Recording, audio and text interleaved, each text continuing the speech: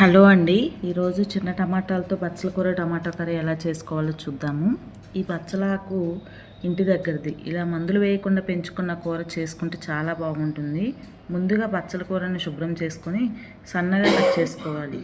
ఒక ఉల్లిపాయ పచ్చిమిర్చి కూడా కట్ చేసుకోవాలి. స్టవ్ ఆన్ చేసి కడాయి పెట్టుకొని నూనె వేసి పచ్చిశనగపప్పు జీలకర్ర వేసి వేగనివ్వాలి.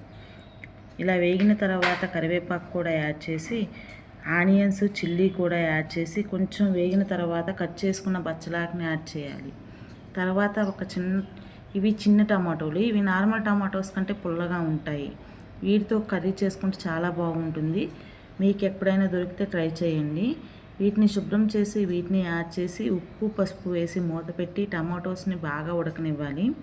ఇలా కూర అంతా బాగా దగ్గరగా అయిన తర్వాత సరిపడినంత కారము మెంతిపొడి వేసి ఒక 2 మినిట్స్ మూత పెట్టి ఉడికిస్తే కర్రీ రెడీ అవుతుంది.